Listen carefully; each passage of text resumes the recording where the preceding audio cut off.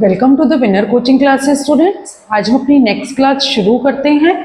Last class में हमने किया था जर्नल, जिसके हमने बेसिक्स पढ़े थे, जर्नल क्या होता है और उसके कुछ बेसिक ट्रांजैक्शंस पढ़ी थी, उनका जर्नल करना सीखा था। आज हम उन्हीं ट्रांजैक्शंस को कंटिन्यू करते हुए एडवांस लेवल की थोड़ी सी ट्रांजैक्शंस करते हैं, जिसके अंदर सबसे पहले आती है आपकी ओपनिंग एंट्री। ओपनिंग एंट्री होती क्या है? देखिए, जब हम बिजनेस स्टार्ट करते हैं तो हम सब कुछ न्यू शुरू करते हैं, तो जो भी हम नई चीजें लेकर आते हैं स्टार्ट करने के टाइम पर, तो वो तो हमारी हो जाती है कैपिटल। अब जब हम ईयर एंड में क्लोज करके उसी बिजनेस को नेक्स्ट ईयर पे कंटिन्यू करते हैं, तो उस टाइम हमारे पास कुछ कैश बचता है, कुछ स्टॉक होता है, पुराना जो होता है वो जो हमारा कैरिड डाउन हो गया, उसको हम नेक्स्ट ईयर क्या करेंगे? फॉरवर्ड करेंगे, कैरी फॉरवर्ड करेंगे। तो जब हम उसको कैरी फॉरवर्ड करते हैं तो वो हमारी बन जाती है ओपनिंग एंट्री। जो भी हमारे पास एसेट्स बचे हैं उनको हम क्या कर देते हैं? डेबिट कर देते हैं। Cash, stock, debtors, prepaid expenses, furniture, plant and machinery, ठीक है, तो उन सबको हम क्या कर देंगे? डेबिट कर देंगे। और जितनी भी हमारे पास लायबिलिटीज होती हैं उसको हम क्या कर देंगे? क्रेडिट कर देंगे। जैसे कि आपकी कैपिटल हो गई, क्रेडिटर्स हो गए, आउटस्टैंडिंग एक्सपेंसेस हो गए और कैपिटल हो गई, ठीक है। तो जितने भी एसेट्स हैं उनको डेबिट कर देंगे, जितनी भी लायबिलिटीज है उनको क्रेडिट कर देंगे। दोनों इक्वल होनी चाहिए। अगर आपकी लायबिलिटी साइड शॉर्ट पड़ रही है तो आप लिख देंगे उसको कैपिटल बैलेंसिंग फिगर, और अगर आपकी एसेट साइड शॉर्ट हो रही है क्रेडिट से तो उसके अंदर आप डाल देंगे goodwill balancing figure. Asset side short है तो गुडविल डाल देंगे, गुडविल का अकाउंट में डाल देंगे, और क्रेडिट साइड शॉर्ट है तो कैपिटल के अकाउंट में डाल देंगे। तो ये तो हो गई आपकी ओपनिंग एंट्री। क्लियर है? उसके बाद आते हैं बेड डेट्स। बेड डेट्स मैंने आपको पहले भी बताया था, जो डेटर्स हमारे बैड होते हैं, जो हमारे पेमेंट नहीं करते हैं, उनको हम बोलते हैं बेड डेट्स। अब ये बेड डेट्स क्या होते हैं? ये तो हमारा लॉस है, कंपनी का लॉस है, तो नॉमिनल अकाउंट का रूल लगेगा। नॉमिनल अकाउंट का रूल क्या कहता है? Debit all the expenses, losses. तो इसकी एंट्री हमारे पास क्या हो जाएगी? जो कैश हमारे पास आया किसी भी डेटर्स से, सपोज करो हमारे पास 15,000 का कैश आना चाहिए था, लेकिन आया कितना? सिर्फ 10,000, तो बाकी हमारे क्या हो गए? बेड डेट्स हो गए। तो उसको हम क्या कर देंगे? डेबिट कर देंगे। बेड डेट्स का अकाउंट क्या हो जाएगा? डेबिट, क्योंकि लॉस है हमारे लिए। जो कैश हमने रिसीव कर लिया वो डेबिट हो जाएगा, जितने का डेटर्स मेरा था वो क्रेडिट हो जाएगा। क्लियर है? अब आता है bad debts recovered. Bad debts recovered क्या होते हैं? जो बेड डेट्स हो चुके थे मेरे, अब मान लो इन केस 1 महीने बाद, 2 महीने बाद हमने उन्हें रिकवर कर लिया। अब बेड डेट्स हमने रिकवर कर लिए तो कैश आ गया, कैश आ गया तो हम डेबिट कर देंगे। और बेड डेट्स रिकवर्ड जो हमने करे हैं वो हमारे क्या हो जाएंगे? क्रेडिट हो जाएंगे, क्योंकि हमने वो कवर कर लिए। बेड डेट्स हैं तो डेबिट हो गए, बेड डेट रिकवर्ड है तो क्रेडिट हो गए। क्लियर है? उसके बाद आते हैं आउटस्टैंडिंग एक्सपेंसेस। आउटस्टैंडिंग एक्सपेंसेस क्या है? हमारी लायबिलिटी है। लायबिलिटीज क्या होती हैं? क्रेडिट होती हैं।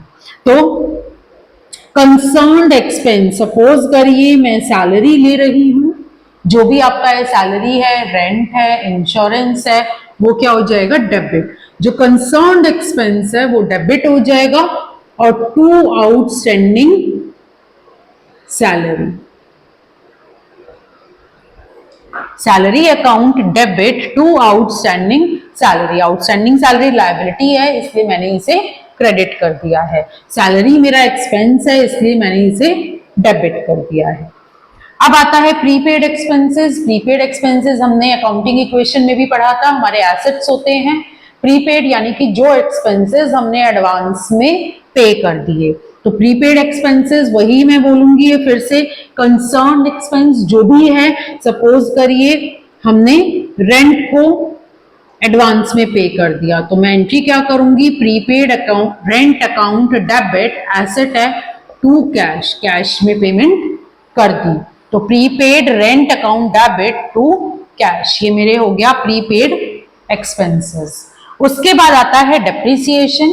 डेप्रिसिएशन क्या होता है, ये हमने पहले भी पढ़ा था, अकाउंटिंग इक्वेशन में भी मैंने बताया था। जो हमारे फिक्स एसेट्स होते हैं, नॉर्मल वेयर एंड टेयर की वजह से उनकी जो वैल्यू होती है वो कम हो जाती है। तो जो वैल्यू हमारी कम हो गई है, वो बीच का डिफरेंस क्या होता है, उसका डेप्रिसिएशन होता है।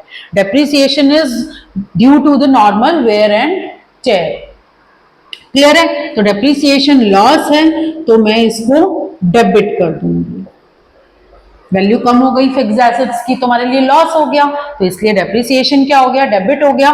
Depreciation account debit to asset, जिस भी एसेट के ऊपर वो लगा है। फर्नीचर है तो आप फर्नीचर लिख देंगे, प्लांट एंड मशीनरी है तो आप प्लांट एंड मशीनरी लिख देंगे।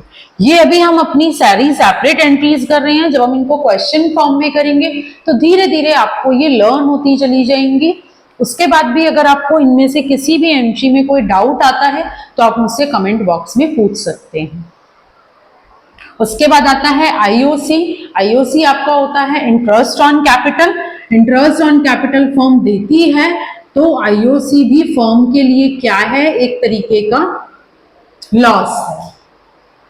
Clear? IOC interest on capital account debit, और ये किसके ऊपर लगा है, कैपिटल के ऊपर लगा है, तो इसलिए कैपिटल को मैं क्या कर दूंगी, क्रेडिट कर दूंगी। तो आईओसी की एंट्री क्या हो जाएगी, IOC account debit to capital account. उसके बाद आपका आता है आईओडी। आईओडी क्या होता है, इंटरेस्ट ऑन ड्रॉइंग्स। ड्रॉइंग्स जो पार्टनर ने, जो ऑनर ने अपने पर्सनल यूज के लिए निकाली हैं, उसको हम ड्राइंग्स बोलते हैं। उनके ऊपर इंटरेस्ट लगा है, उनके ऊपर इंटरेस्ट है, तो फर्म के लिए क्या है, प्रॉफिट है, फर्म के लिए तो आ रहा है इंटरेस्ट, तो हम आईओडी को क्रेडिट कर देंगे। और ये किसके अगेंस्ट लगा है, ड्राइंग्स के अगेंस्ट लगा है। तो एंट्री क्या हो जाएगी, drawings account debit to interest on drawings. Interest on drawings हमारे लिए प्रॉफिट है, इसलिए उसको क्रेडिट कर दिया है। ड्राइंग्स हमारे लिए लॉस है, हमारे लिए एक्सपेंस है, इसलिए वो डेबिट हो गई है। क्लियर है? यहां तक अगर आपको कहीं पर भी कोई भी डाउट है तो आप मुझसे मेरे कमेंट बॉक्स में पूछ सकते हैं। आज की क्लास हम यहीं तक ही करेंगे। Please like, share and subscribe my channel, that is the winner coaching classes. आप मुझसे ऑनलाइन क्लासेस भी ले सकते हैं, जिसकी अगर आपको डिटेल्स चाहिए तो आप मुझसे पूछ सकते हैं मेरे कमेंट बॉक्स में। Thank you students, thank you for watching.